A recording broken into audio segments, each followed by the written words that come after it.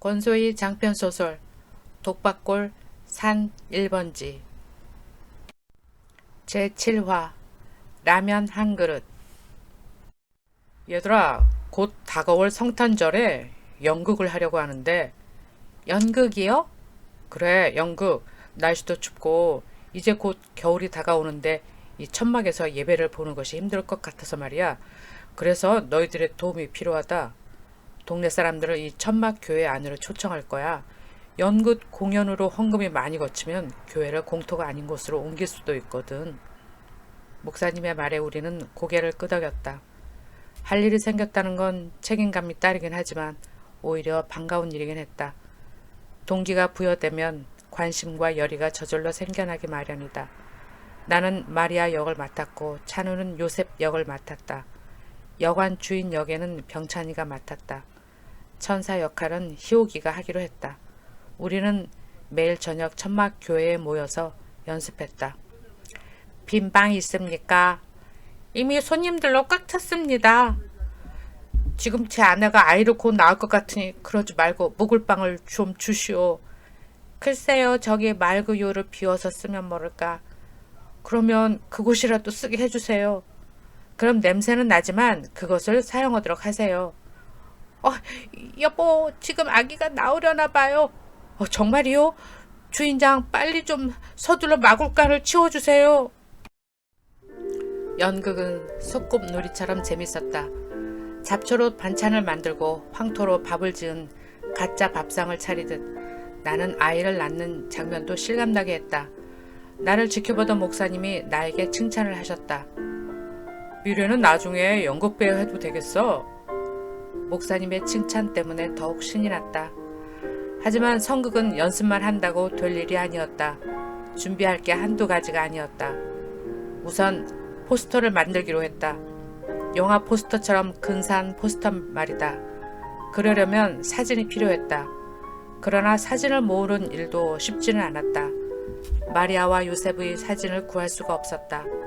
찬우와 나는 머리를 맞대고 사진이 있을 만한 곳을 생각해내야 했다. 어디서 사진을 구하지? 사진관에 가보자.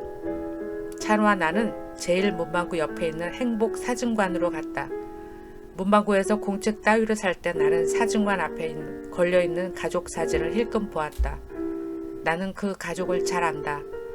매일 그 사진을 바라보았다. 교문으로 들어갈 때도 교문을 나설 때도 나는 그 가족을 바라보았고 그들도 나를 물끄러미 바라보았다. 한복과 양복을 차려입고 사진을 찍은 그들은 넉넉하고 행복해 보여서 부러웠다.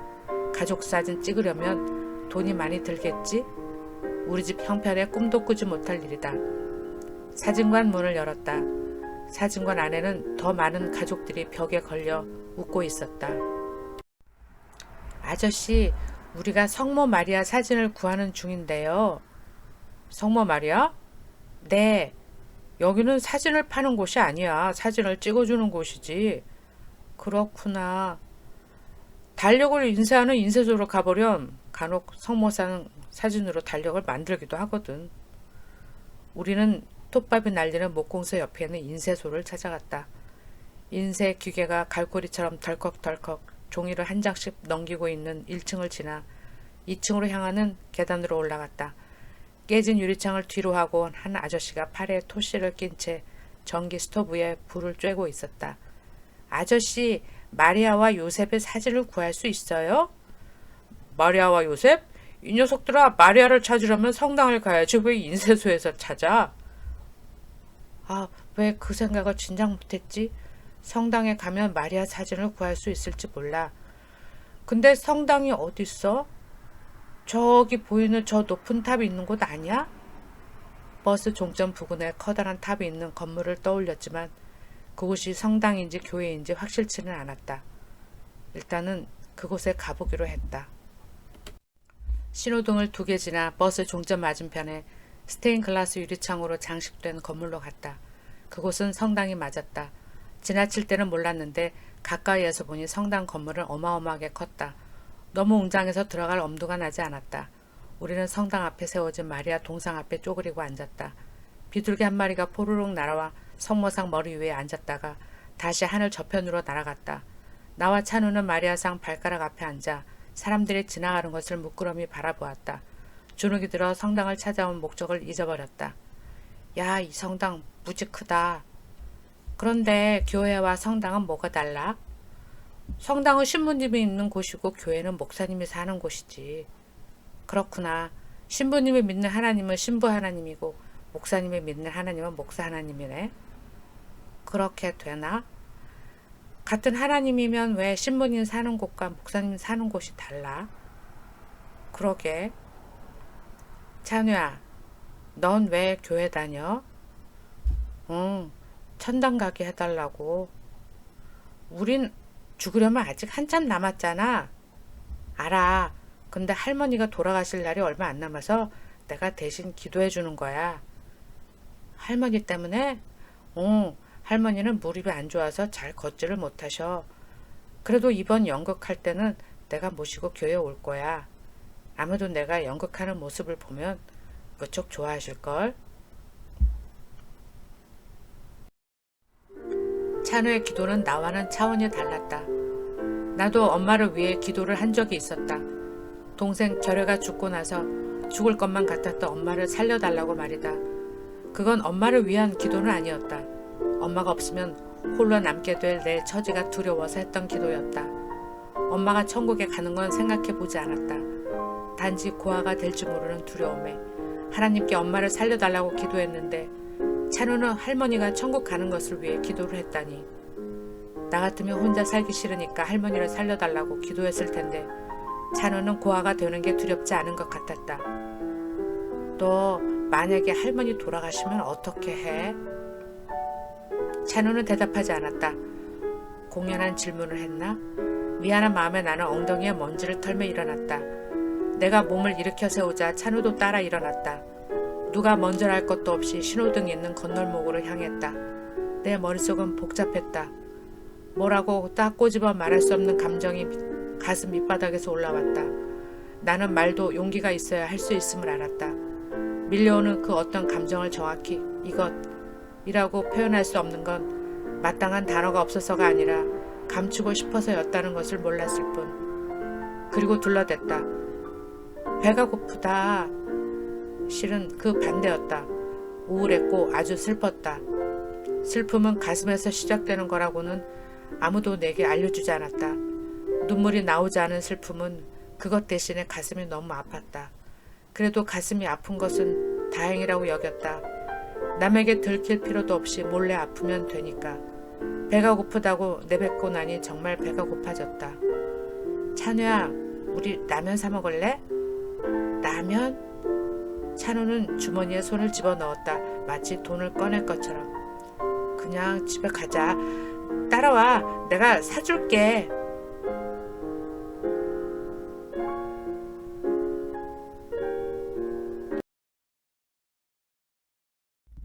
나는 성큼 앞으로 나섰고 찬우는 내 뒤를 따랐다. 학교 앞에 있는 분식점으로 갔다. 테이블이 2개밖에 없는 식당이다. 떡볶이를 주걱으로 뒤적이던 아줌마가 컵에 물을 담아왔다. 아줌마, 라면 2개만 주세요. 라면 2개? 알았다. 분식점 아줌마는 가스총으로 불을 켜고 뜨거운 물을 담은 냄비를 올려놓았다. 라면물은 빨리 끓었다. 아주머니가 라면 봉투를 찢어 마른 면을 끓는 물 속에 넣는 것을 찬우와 나는 물끄러미 바라보았다. 배가 고파서 말할 기운도 없었다. 아줌마가 긴 젓가락으로 익은 라면을 그릇에 나눠 담고 마지막으로 국물을 붓는 것을 보며 찬우는 성급하게 구조통에서 젓가락을 꺼냈다. 은색 쟁반의 라면을 들고 온 아줌마에게서 시큼한 식초 냄새가 났다. 코앞에 풍겨지는 라면 국물 냄새를 맡자 입안에 침이 고였다. 입술 안으로 라면이 빨려 들어가는 소리는 요란했다. 식초를 넣은 시큼한 라면 국물까지 남김없이 들여 마셨다. 휴, 이제야 살 것 같다. 아줌마, 여기 잔돈 거슬러 주세요. 잔돈을 받아 지갑에 동전을 집어넣는데 그제서야 찬우는 입을 열었다. 미래야, 어? 고마워. 뭐가? 라면 사줘서? 겨우 라면 한 그릇 사줬다고 아부하니? 그게 아니고. 찬우는 무슨 말인가 하려고 하다가 결국 입을 다물었다. 대신 찬우의 귀밑이 발그스름해졌다. 찬우는 귀뿐이 아니라 뺨까지 벌겋게 색이 변했다. 나는 사람 얼굴을 가리켜 왜 살색이라고 하는지 모르겠다. 감정에 따라 얼굴색이 저렇게 바뀌는데 까만 얼굴, 하얀 얼굴, 노란 얼굴, 보랏빛 얼굴, 누런 얼굴. 따져보니 얼굴 색깔은 셀 수 없이 많았다. 바보. 나는 획 몸을 돌려 분식점을 나섰다. 나는 찬우에게 바보라고 해놓고 키득 웃었다. 우리 사이에서 통하는 최고의 욕은 바보였다. 그런 욕을 찬우에게 했다는 게 미안하면서도 웃겼다. 바보. 등을 돌렸으니 내가 웃는 것을 찬우는 눈치채지 못했을 거다.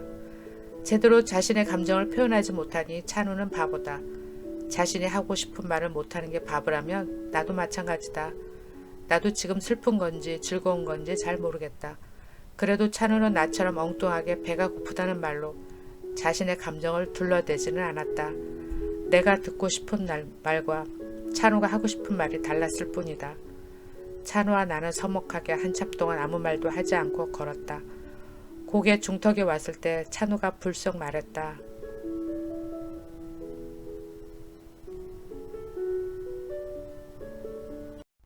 난 나중에 크면 어려운 사람을 많이 도와주고 싶어. 너는 지금도 어렵거든. 도움을 받아야 할 사람은 바로 너라고. 그건 알아. 그러니까 지금은 말고 이 다음에 어른이 되면 그렇게 할 거라고. 여태껏 나는 나밖에는 생각해 본 적이 없다. 내가 누구를 돕겠다는 건 한 번도 생각해 본 적이 없었다. 나 이외에 다른 사람을 위해 살겠다는 찬우의 얼굴을 힐끔 바라보았다. 난 사람들이 좋아.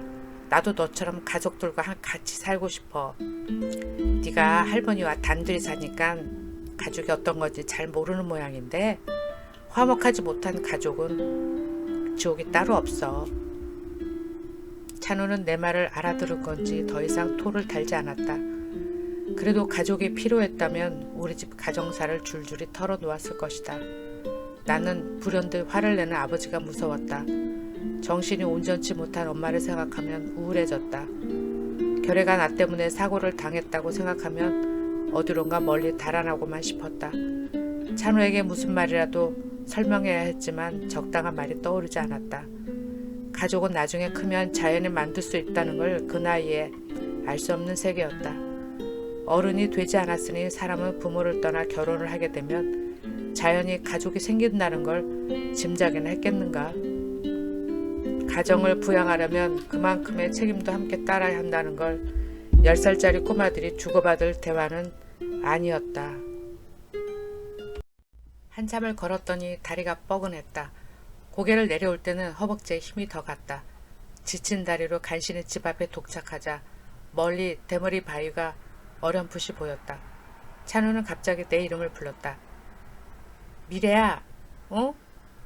넌 어른이 되면 독박거를 떠날 거니? 아니? 그럼 됐어. 그건 갑자기 왜 물어? 그냥. 넌 왜 자꾸 말을 하단 말아. 사람 속 터지게. 나는 화낼 일도 아닌데 심통을 부리며 집 안으로 들어와 버렸다. 양말을 벗었다. 하도 걸었더니 발바닥에 물방개처럼 물집이 올라왔다. 나처럼 발바닥에 물집이 잡혔을 찬우를 떠올렸다. 포도밭 너머까지 걸어가야 하는 찬우가 걱정됐다. 지금까지도. 손님, 불광동 다 왔습니다. 택시는 지하철 불광역 입구에서 멈췄다. 택시에서 내린 나는 구기터널로 향하는 방향으로 걸어갔다. 저 멀리 족두리처럼 새끼 바위를 얹고 있는 향로병 바위가 보였다. 비가 오려는지 하늘에는 먹구름이 까맣게 몰려 있었다. 구기터널로 향하는 가로수의 길은 끝이 보이지 않았다. 눈을 감았다. 눈을 감자 환영이 펼쳐졌다. 산으로 향하는 조무래기들이 어른거렸다. 메뚜기 팔뚝 같은 다리로 이 산 저 산을 뛰어다니던 꼬맹이들이 퍼즐처럼 한 조각씩 맞춰지기 시작했다. 이미 흘러가서 현재일 수도 없는 시간. 이 돌짝밭 어딘가에 흘리고 다녔을 유년의 조각들이 무덤덤하게 밋밋한 기억 사이로 떠올랐다. 나에게 독박골은 가슴 깊숙이 박혀있는 유리 조각이었다. 성장이 배양되다 말라버린 계절처럼 초라했고 가련했던 시절의 이야기를 고스란히 간직한 파편은 숨을 쉴 때마다 가시처럼 해구를 찔렀다. 나는 가슴 어딘가에 깊이 박혀있는 추억의 편린들을 더듬더듬 꺼내며 독박골에 지금 서 있다. 돌아온 것이다. 그토록 오고 싶었던 곳으로.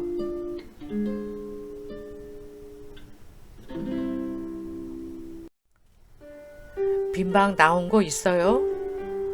엄마는 흉한 꿈만 꾸어도 짐을 쌌다.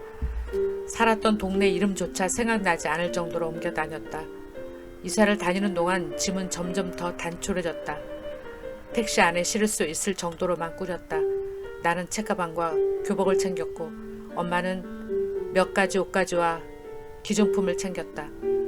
아버지의 수문장은 언제나 내가 챙겨들었다. 한 손으로 들기도 두 손으로 들기에도 벅찬 짐이었다. 그래도 엄마들어 도와달라고 하지 않았다. 엄마는 낑낑대며 수훈장을 운반하는 나를 힐끔 보았을 뿐 버리라고 참견하지는 않았다. 엄마는 복덕방에 가면 제일 작은 방으로 달라고 꼭 토를 달았다. 전입신고도 아주 늦게 해서 학교에 주소를 알리지 않고 다녔다. 학교에서 거주지 주소가 필요하다고 요구할 때는 복덕방 아저씨의 도움을 구했다. 아저씨, 이곳 주소를 좀 빌려주세요. 그게 뭔 소리요? 지금 이사간 그 집 주소로 하면 되지. 사정이 있어 전입신고를 좀 늦게 해야 하거든요. 아이, 학교 전학 문제 때문에 그러니까 좀 도와주세요. 쫓기는 신세슈? 남편이 우리를 찾아내면 괴롭힐 거예요. 사람들은 남편에게 쫓기고 있다는 말만 하면 동정을 베풀었다. 더 이상 캐묻지 않고 필요한 서류에 주소를 넣도록 도와주었다. 사실은 아버지를 피해 다녔던 것은 아니었다.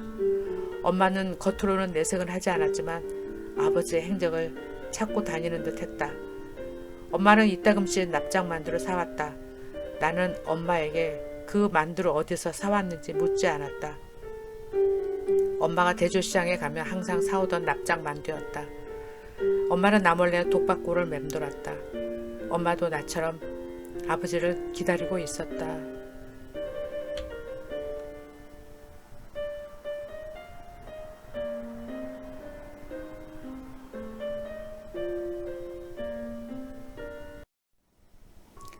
뭉글거리던 하늘에서 후두둑 비가 또 쏟아졌다. 황급히 지하도 안으로 들어갔다. 그새 비에 젖은 겉옷이 축축하게 팔뚝을 말았다. 비가 내리지 않았으면 난 호텔로 돌아갔을 것이다. 젖은 몸을 말리고 싶어 대조시장 안으로 들어갔다. 줄줄이 전등을 켜놓은 재래시장은 출항을 준비하는 새벽녘 부둣가처럼 밝고 환했다. 한 사람이 겨우 지나다닐 만큼 좁다란 길에 신발 가게와 불빛에 번쩍거리는 액세서리 가게가 마주했다. 납작 만두를 파는 그곳은 그대로였다. 고층 빌딩을 오르는 승강기처럼 빠르고 아찔하게 변해가는 환경에도 납작 만두를 파는 노점은 그 자리를 오롯이 지키고 있었다. 그리고 한 사람, 희옥이었다. 난 한둘에 알아볼 수 있었다. 배달한 남동생을 등에 업고 저녁밥 안 한다고 새엄마의 잔소리를 듣던 희옥이가 납작 만두를 팔고 있었다. 멈칫 걸음을 멈췄다. 하마터면 희옥이 이름을 부를 뻔했다. 내가 양미래라고 밝힌다는 게 그녀에겐 어떤 의미로 다가갈지 모를 일이다. 상처가 될지 아니면 반가움이 될지. 다행히도 그녀는 어릴 적 모습을 그대로 간직하고 있었다.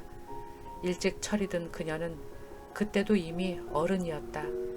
카랑카랑한 새엄마의 구박에도 불구하고 그녀는 용케 독박골을 떠나지 않고 남아 있었다. 나는 그녀가 만두를 파는 모습을 멀찍이 지켜보았다.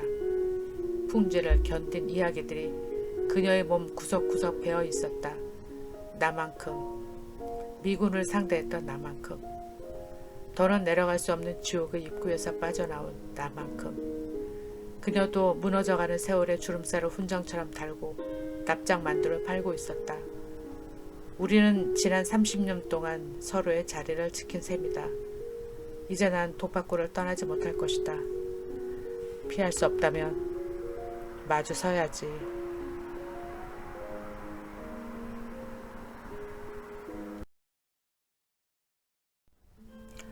선생님, 저 이명은입니다. 오늘 아침 신문 보셨나요? 아니, 아직. 선생님에 대한 기사가 신문에 났어요. 신문 일면마다 나에 대한 기사로 장식되어 있었다. 예상치 못했던 상황이다. 이렇게 빨리 내가 양미래라는 것이 드러날 줄은 몰랐다. 양미래, 조앤 폴린으로 살아온 그녀가 과거로 돌아오다. 불우한 성장기를 보낸 사진작가 조앤 폴린의 본명은 양미래였다. 아버지 양준만과 어머니 기른여 사이에서 태어난 그녀는 독박골에서 성장하게 된다. 지금은 고급 아파트 단지가 들어서서 당시의 생활이 모두 사라졌지만 독박골은 그녀가 살 당시만 해도 아주 낙후된 동네였다. 전기불이 들어오지 않았고 수도시설조차 갖춰지지 않았다. 대부분의 주민들은 일용직에 종사했고 아이들은 어른들이 없는 동네에 방치되다시피 했던 동네에서 어린 시절을 보낸 그녀가 세계적인 사진작가가 되어 한국을 다시 찾았다. 한국은 그녀를 잊었겠지만 그녀는 한국을 잊지 않고 있었다.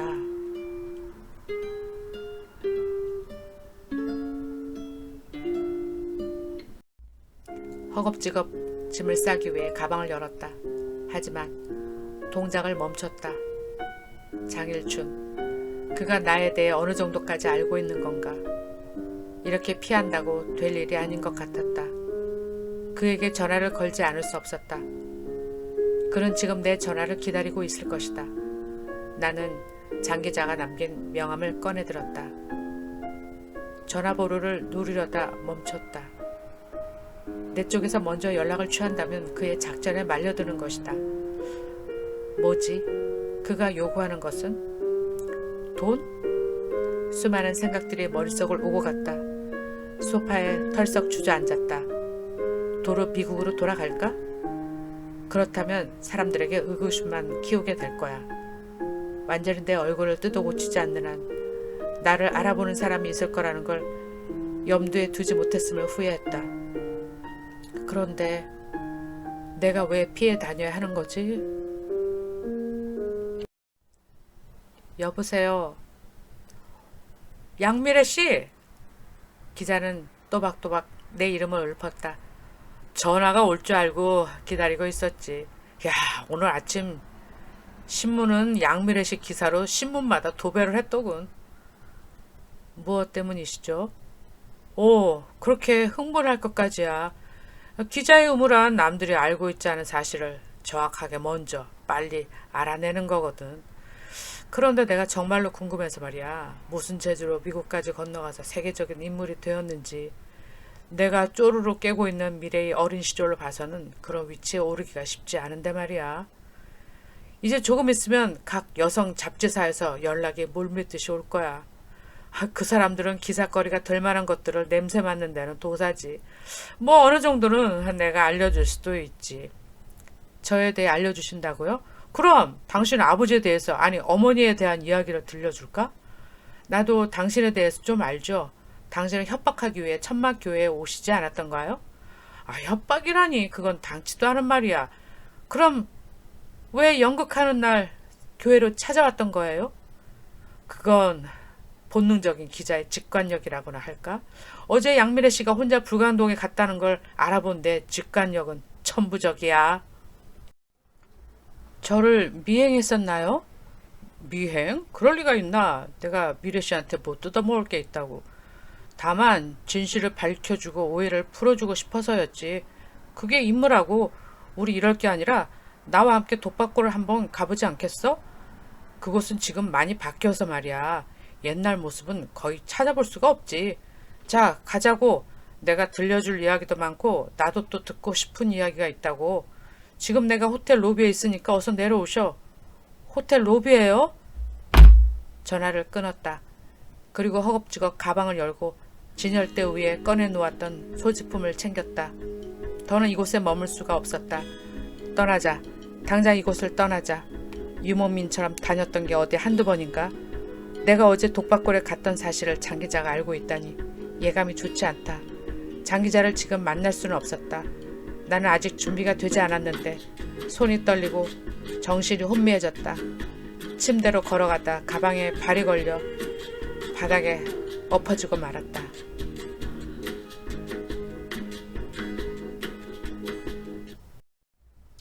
다음은 제8화 하늘에서 뛰노는 아이들이 이어집니다.